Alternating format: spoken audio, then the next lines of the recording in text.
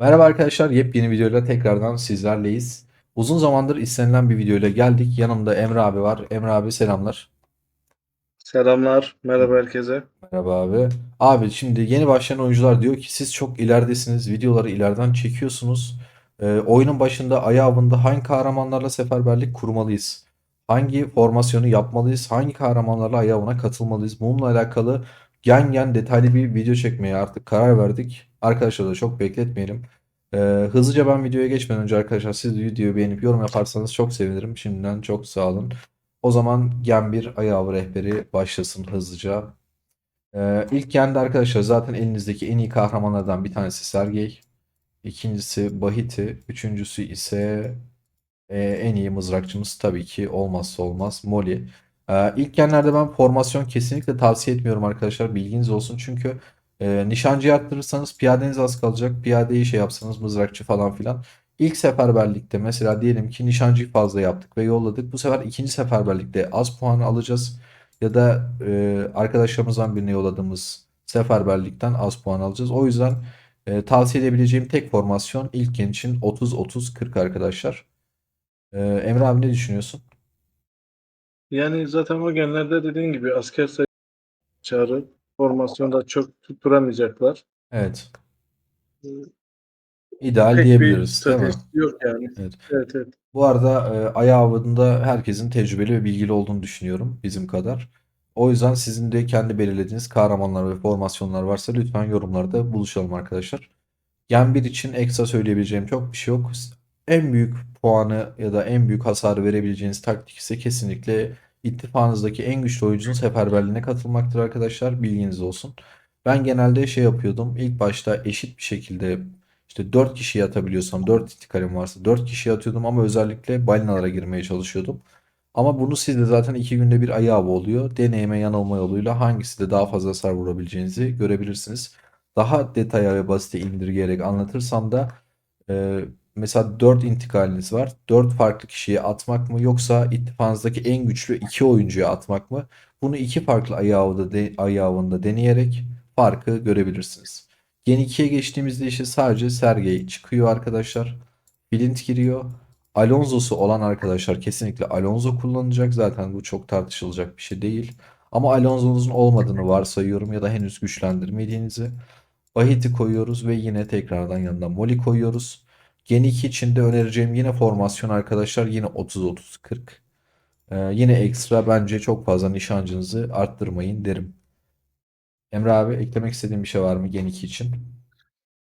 Yani ya bütün genlerde işin doğrusu için mecbur balinaların rallilerine kahraman dizilimi olarak yani sen dediğin gibi çağrı başka bir yolu yok çünkü zaten.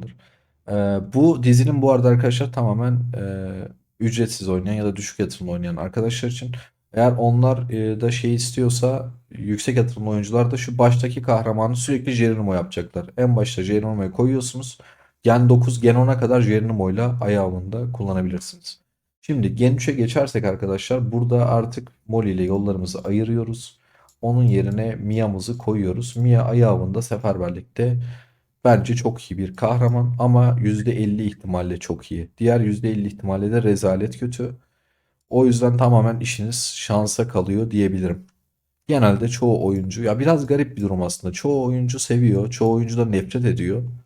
O yüzden insanları biraz arada bırakıyor. Her neyse formasyon olarak da şunu tavsiye edebilirim. Artık gençe geçince biraz asker sayınız arttığı için burada 2-4-4 yapabilirsiniz ki Mia'nın da hasarını arttırabilmek için mızrakçıyı arttırıyorum, nişancıyı arttırmıyorum. Benim tavsiyem bu olur. Yani %20, %40, %40 olarak bunu tavsiye ediyorum. Eklemek istediğim bir şey var mı Emre abi? Yok, gayet iyi gidiyorsun çağrı. Teşekkür ederim. Gen 4'e geçtiğimizde işte arkadaşlar sadece aradaki şey değişiyor. Line değişiyor. Nerede line'ımız? Bu arada dediğim gibi Alonso varsa arkadaşlar Alonso koymaya devam edecektik. E, Line'ımız nerede? Şurada bir yerde olacak. Ha, tamam en baştaymış göremedim pardon. Evet. Gen 4'e geçtiğimizde ise dizilimiz bu şekilde oluyor. Reyna varsa da ben Reyna göndermiyorum. Mia'nın %50 şansına güveniyorum. Ama Reyna'yı da çok beğenen arkadaşlar var. Onlara da katılıyorum ama Mia'nın %50'si çalışırsa ben Mia'nın daha fazla vurduğunu düşünüyorum. Şahsi düşüncem. Gen 4'e geldiğimizde formasyon olarak ise yani burada belki fikirlerimiz biraz değişebilir ama abi ben eğer asker sayınız yeterliyse 1-1-8 tavsiye ediyorum. Emre abi sen de burada 2-3-5 mi tavsiye ediyordun? Kaç tavsiye ediyordun? Ben bir kaç kullanıyordum? Şimdi unuttum çağrı, buradan bir bakmam lazım. 1.30-60 falan mı ya da? Ya o tarz kullanıyorum. Evet. Piyadeyi bir gönderiyorum. Ama mızrakçıyı da 30'un altına Tamam. gönderiyorum. Yani deneyin arkadaşlar. Ama benim tavsiye ettiğim yine bu. Siz duruma göre bunu aşağı yukarı çekebilirsiniz. En iyi sonucu yine alırsınız. Biz buradaki sonuçlardan gayet memnunuz diyebilirim. Burada peki yanında Gwen olursa Line yerine tabii ki kesinlikle Gwen'i koyun. Ama Gwen Gen 5'te. Bir dakika kafam karıştı. Gen 4'te koyabileceğiniz başka bir şey yok zaten. Aynen dediğim gibi.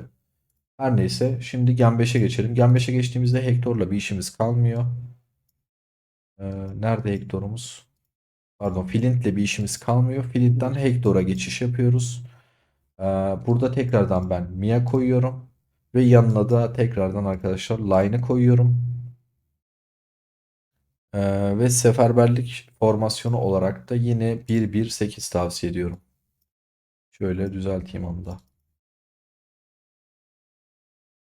Emre abi artık Gen 5'e bizim gene geldik. Sen burada ne kullanıyorsun abi? İlkini Geronimo koyuyorsun.